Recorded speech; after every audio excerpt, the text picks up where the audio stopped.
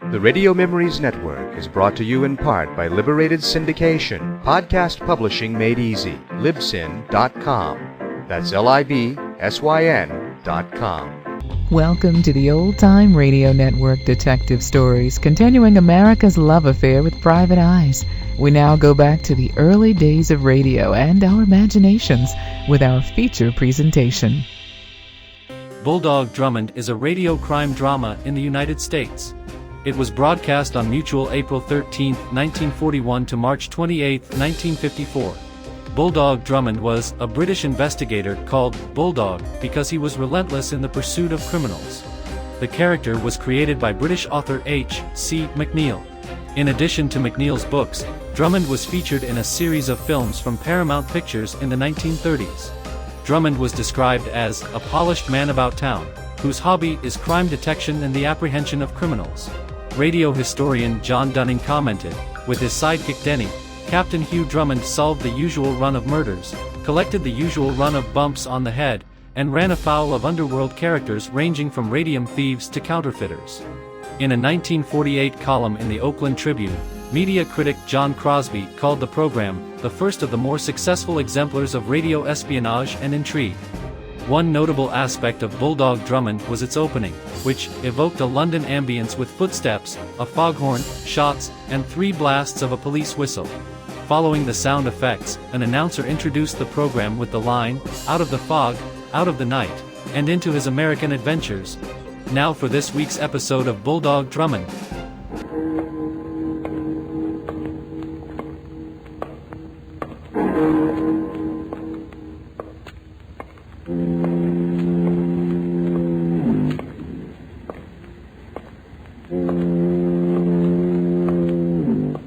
Out of the fog, out of the night, and into his American adventures comes Bulldog Drummond.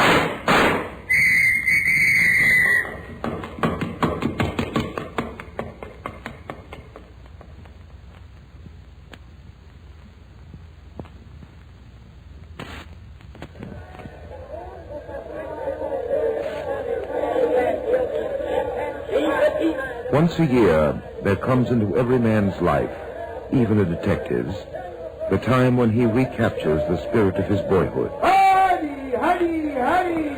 This way to the main entrance to the big top. This is the time when the greatest show on earth, the circus, has come to town. In the magic wonderland of a sawdust earth and a canvas sky, the years roll back to the springtime of life. And thus it was that Denny and I were on the midway, headed for the big top. We came to the circus in our yearly search for the thrills of lost youth. But we found murder. Captain Drummond, just a moment, please. What now, Denny? That popcorn stand over there, we still have ample time for the main show. Again. Denny, you're worse than a child. 3 hot dogs, 2 ice cream cones, 4 bags of peanuts. Only 2 bags for myself, sir. I shared them with the elephant. Very well, 2 bags of peanuts. And now popcorn. Denny, you'll get sick just like a child who overeats during his day at the circus. Oh, good, sir. Then I'll feel like a child again. Oh, well, what's the use? Very well, popcorn it'll be. Now, really, sir. Oh, I say. I'm sorry. Well, young lady, I suggest that you watch where you're going. You nearly knocked me in. I'm sorry. Apparently, this is your pocketbook. Yes, thank you. You're welcome. Come along, Denny. Just a minute, please. Yes? Would you do me a favor? What? A very special favor. It's terribly important.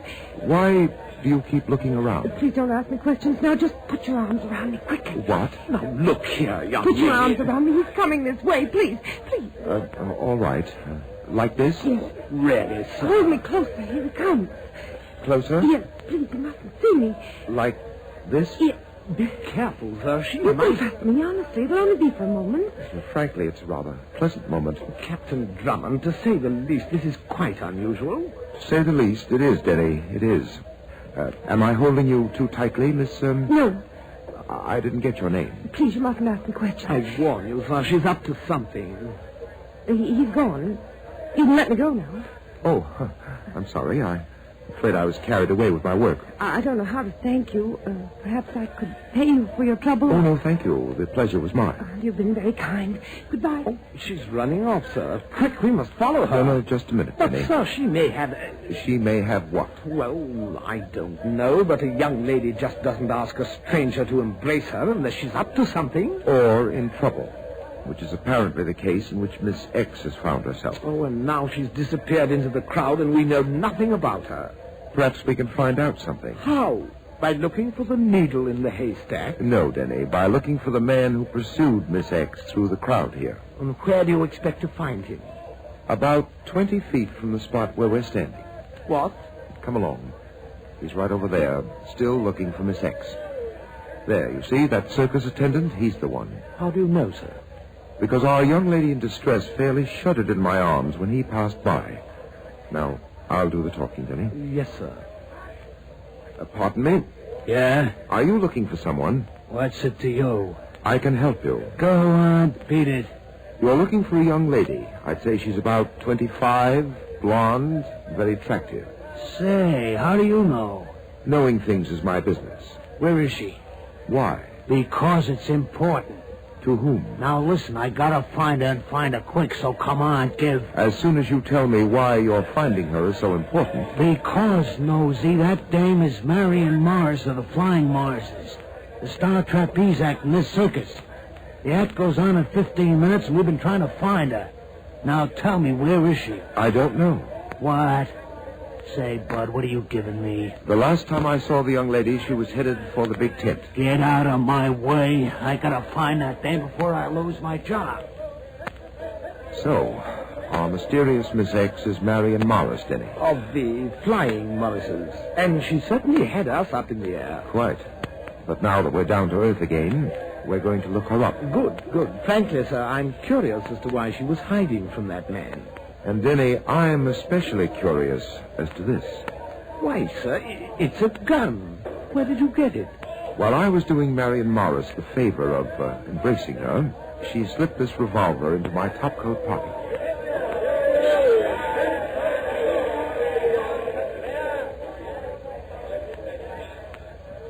There's their dressing room wagon, Denny. Oh, the Flying Morrises, continental death-defying aerialists. Come on. Oh, why must these things always happen to us?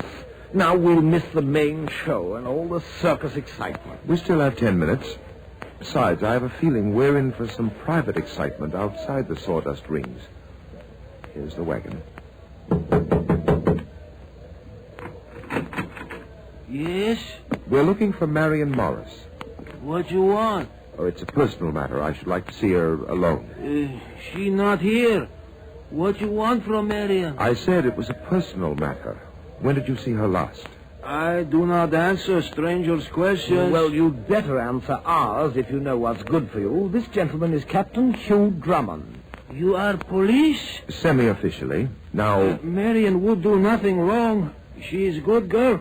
I bring her up since time she was so big.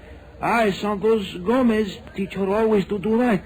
Please, you tell me why you here? First, where is Marion now? She in main tent with Paul. Paul? Yes, her husband and Chris Adams. The three of them. They are the great Flying Morrises. They do their act in 5 minutes. Please, now you tell me what kind of trouble Marion need. I didn't say she was in trouble. But from the looks of things, she's headed straight for it. What you mean?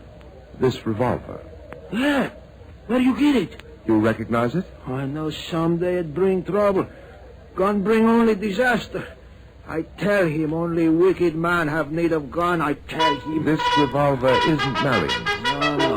Marion is good girl. He make trouble.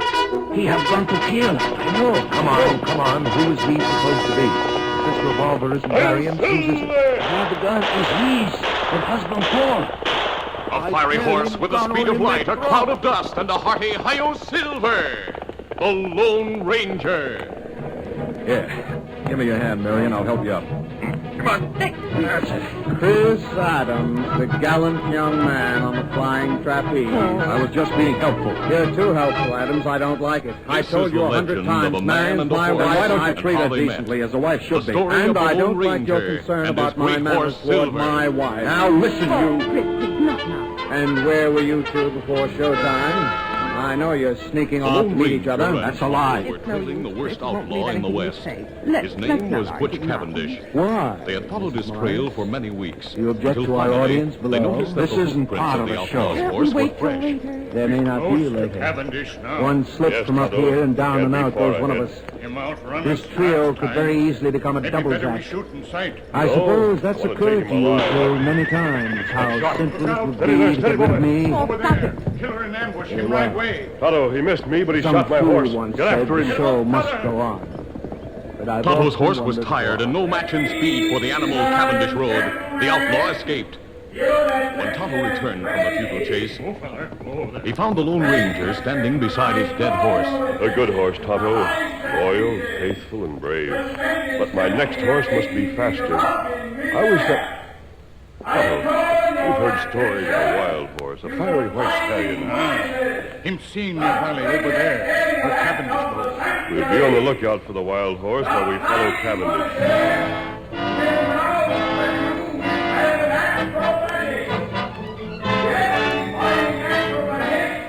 Tonto's horse carried the Lone Ranger's saddle, his saddlebags, and bridle, while the masked man and the Indian continued on foot along the outlaw's trail. When they reached the top of a hill, Look, Tonto. they halted suddenly and stared at an awe-inspiring sight far down in the valley. They saw a great white stallion in a death fight with a giant buffalo. The horse was plunging, rearing, charging, and dodging Ladies wildly. and gentlemen, and the I sun give you flashed the from his coat unhappy as from a coat flying of polished Morrison. silver. Please stop. They Let's get realized ready. that May I this have was the the rosin legendary bag in my white hands stallion, again? the Of one course, ranchers and here. pluckers had talked so much about. I'm sorry. Now, how did that happen? I'll try to shoot the Got that buffalo. rosin bag Too perfect. far. Did I? It's too sharp. I'll get closer before it's too late. As he ran downhill, the Lone Ranger watched Let's the get battle. going. The Let's sleek keep white our audience stallion was waiting. nimble and courageous, Oh, but his by the strength way, began to Chris, wane. The buffalo I'll go charged first again and today. again. But The what splendid you'll do muscles my of the white routine, horse were including slower the in double responding, flip. then too slow. do He that was to caught Chris? by the buffalo's I charge. said he'll do the Wet double crimson flip. stained his pure white coat. Might be Another killed. charge. The white horse saw it coming and That's he couldn't right, dodge. my He dear. staggered and fell. If The Chris monster does drew that back and double lowered flip his in head my for the death place, charge. he might Then be killed. two shots rang out. Well, here The I buffalo go. shuddered from Come the on impact and of the good luck, masked man's bullets. For an instant, he stood motionless. Don't worry, Marion. Then I can handle fell. it. I don't know what got into him. My last day with the act. Better that way. I'll be back in a few seconds. It's my turn now. Careful. I'll be okay. Here he comes. All right, Chris, get in your act. Here goes nothing. True words were never spoken. Oh, you're trying to have Chris kill himself. Really, Marion, battered such and concern. bruised, the white You must stallion believe lay that there's quietly nothing between as the Chris Lone and me. Ranger Of course. bathed his wounds. And you love me, don't you? During the next several Don't you days, love the me? masked man and the How Indian could I? cared for the injured horse.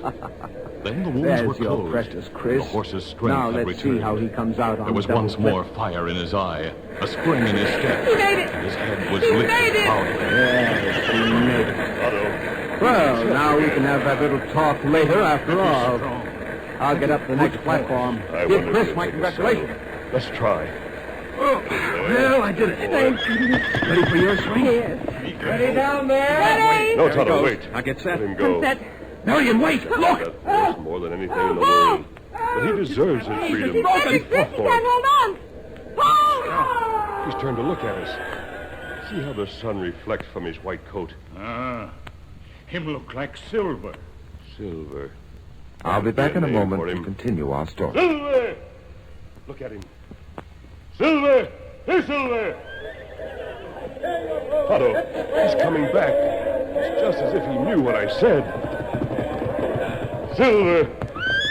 The greatest show on Silver, earth you beauty. unfolds a drama Hand me the halter, packed with Tonto. thrills and excitement. As the mighty But on a stallion felt the trapeze halter, he platform, trembled as if from a 70 feet above chill. the sawdust Every dune, instinct told him that he must a flee at private once to drama went preserve on. his freedom. And yet he Result? stood his ground. A It man wasn't is gratitude that kept him there. It was something stronger, some mysterious bond of friendship and understanding. He heard the man's voice, It was and he terrible. liked it. Silver. He didn't have a chance. Silver. He didn't. We're going to be partners. Him let you use halter. Now, Tonto, must the not. saddle. No horse like that. Take saddle. There never was a horse like this. Now, Silver, I don't know how we're it going to work together. The horse was wild and unused to the ways of men and the weight of a saddle and a rider. But the masked man was a kind teacher. He was gentle yet firm, and Silver was intelligent. The stallion seemed to sense the desires of the Lone Ranger and did his best to cooperate. He learned quickly, and after several days of training, he was ready. Follow me, Tonto. I will not let I'm you going be after disturbed. Cavendish. Come on, Silver. Rest. No hoofs had ever beat the plains like those thundering hoofs of the great horse Silver. I should like to During the speak to past Mrs. few Morris. days, I Cavendish had will gotten not far let away, her be but the masked disturbed. man and Tonto trailed Later him you come relentlessly back. with only a minimum of rest. It took days Wait. to cut down the outlaw's Wait a lead, minute, I but at say long you last, come Cavendish later, came to the Milligan. There he is. Come on, Silver. Mrs. Morris. The mighty stallion responded with a new burst of speed. Cavendish fired wild shots over his shoulder until his gun was empty. His horse, though powerful and fast, was no match for the charging Silver. Fear and panic filled the outlaw's face. He heard the hoof beats ever nearer, and then the masked man shout, I want I you, can explain Cavendish. that. I wanted to get rid of that gun. The masked I man's was avowed afraid that my mission was husband accomplished. would- The last of the Cavendish your gang husband was would what, captured Mrs. to be Morris? tried by law and punished for his crimes. Kill But there were Chris many Adams. others whose criminal plans were to be Captain, challenged by the Lone Ranger, Poor his Richard. faithful He Indian didn't kill companion Richard. Tonto, and his And great there horse was no Silver. reason for it. You must believe me. I had to get rid of that gun before something terrible happened. Marion tells truth. I Oh, yes, undoubtedly. Yes, it is the truth. Captain Drummond, it is. You must believe it. Hey, know. You leave Marion alone. She has great tragedy when her husband died in accident. But Paul Morris's death wasn't an accident. what are you saying? It wasn't an accident. Both ropes supporting his trapeze had been filed down to give way under heavy strain. What you say? I say Paul Morris was the victim of a planned, deliberate murder.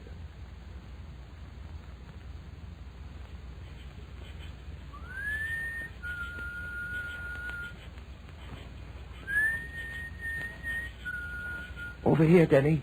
Over here. No sign of Chris Adams anywhere, sir. I searched the entire circus area. What about you? No luck either.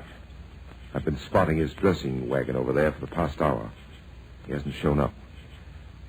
Denny, it's about time we had a look into that tent. Come on, we're through waiting.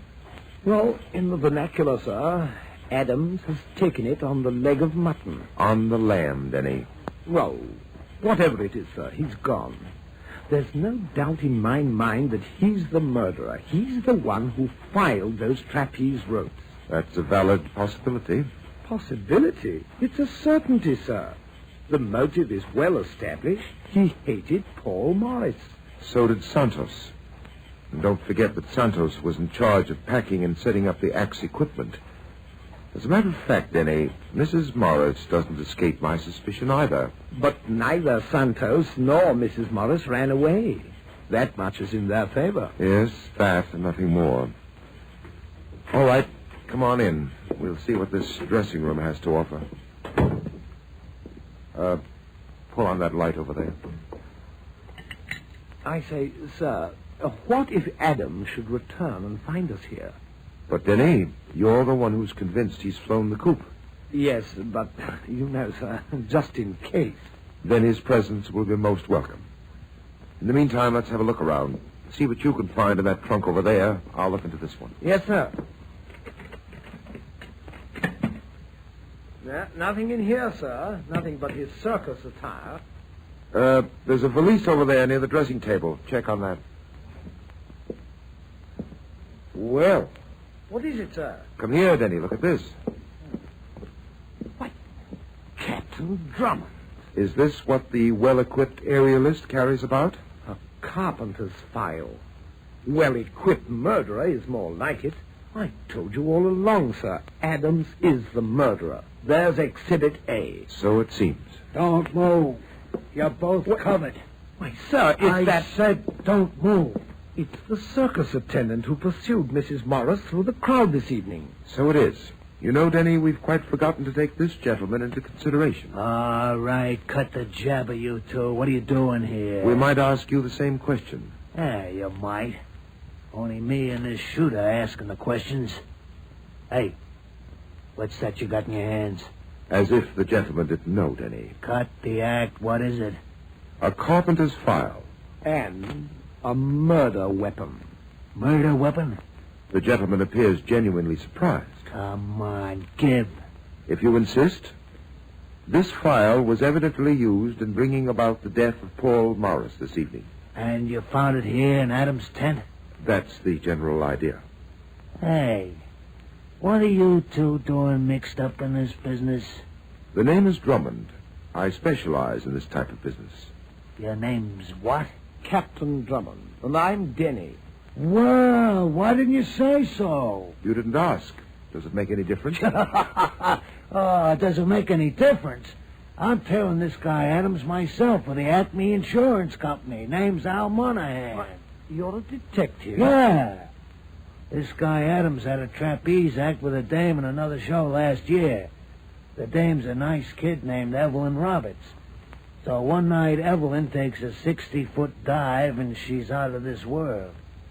To the cops, everything looks legit. And Adams collects the insurance on the act.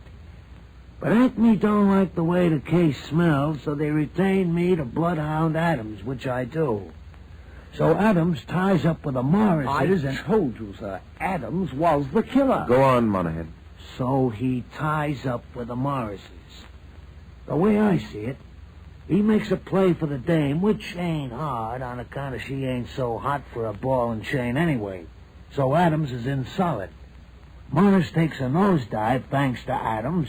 The dame knows from nothing, and Adams works her for a grab of the insurance dough. Well, aren't you going to tell Mrs. Morris? You crazy. The dame's in love with the guy. She might even give him the tip-off. No, I just sit and wait for Adams. I say, imagine that, sir. He expects to capture a killer just by sitting and waiting. Sure, it's easy. I keep an open eye on the dame. Now she's the cheese in my trap. Adams is hungry for that insurance dough, and when she gets it, the rat comes out of his hole for the nibble, and Monahan's got him.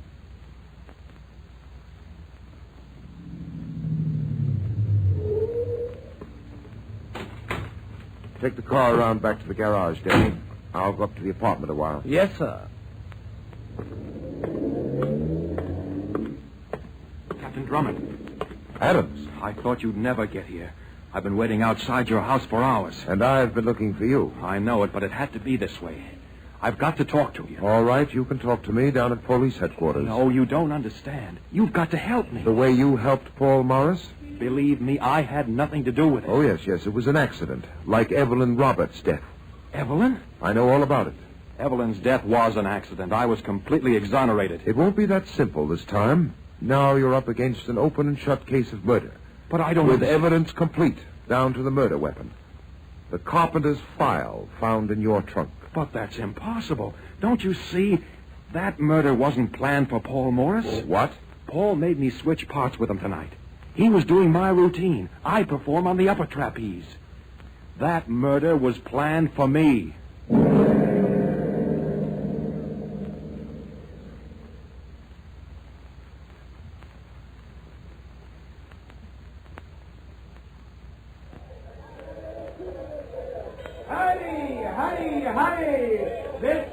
Now, Adams, you understand what you're supposed to do? Yes. I'm to walk in as if I knew nothing. I'm to play for time. Right. And play it to the hilt. Frankly, sir, I don't understand all this letting Mr. Adams walk into a trap, probably to certain death. He'll be protected. May I ask how? You'll see, Denny.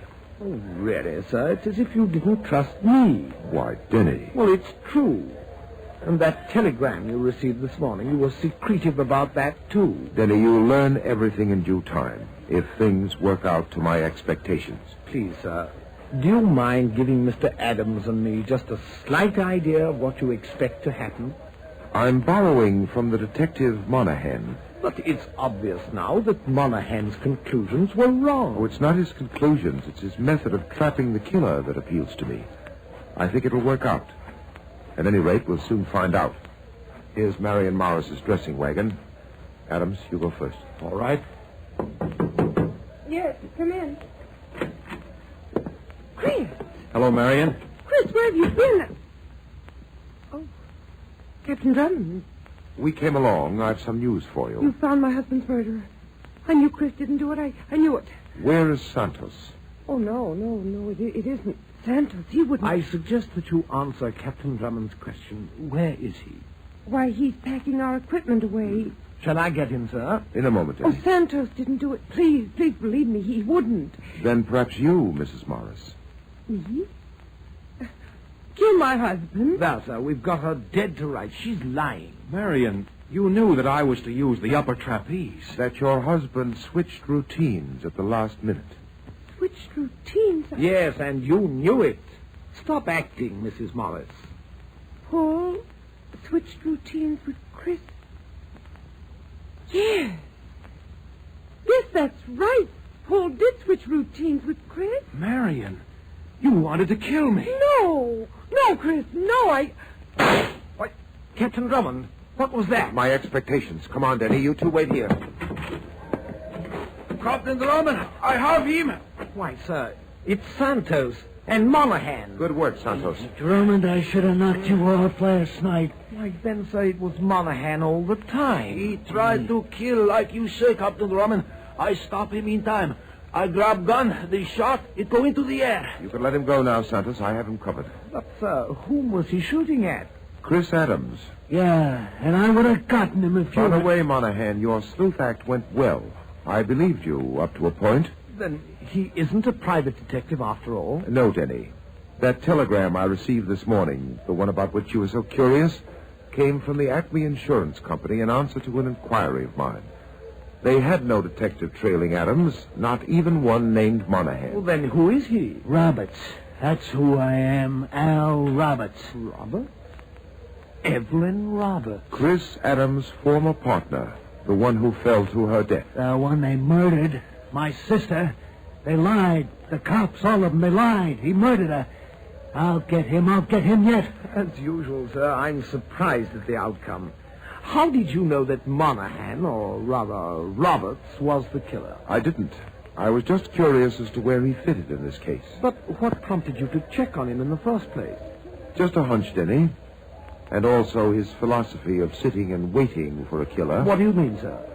A good detective just doesn't sit and wait for things to happen. Oh, on the contrary, sir, I consider you the finest of detectives. Thank you, Denny. And I was about to suggest, after we deliver Roberts here to the police, that you join me in some sitting and waiting. Denny, what are you talking about? The big top over there, sir. I suggest that we sit down peacefully in the stands in the big top and quietly wait for the circus to begin.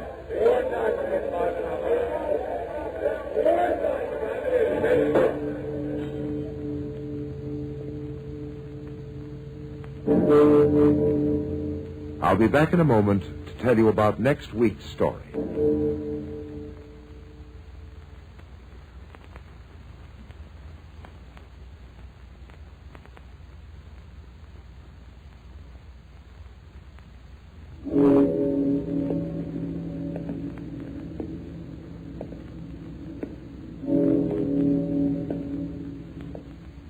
A mysterious phone call arouses my curiosity. And so Denny and I are off on a strange story that begins with a stabbing and ends in murder. I call this story The Deadly Stand-In. Be sure to listen, won't you?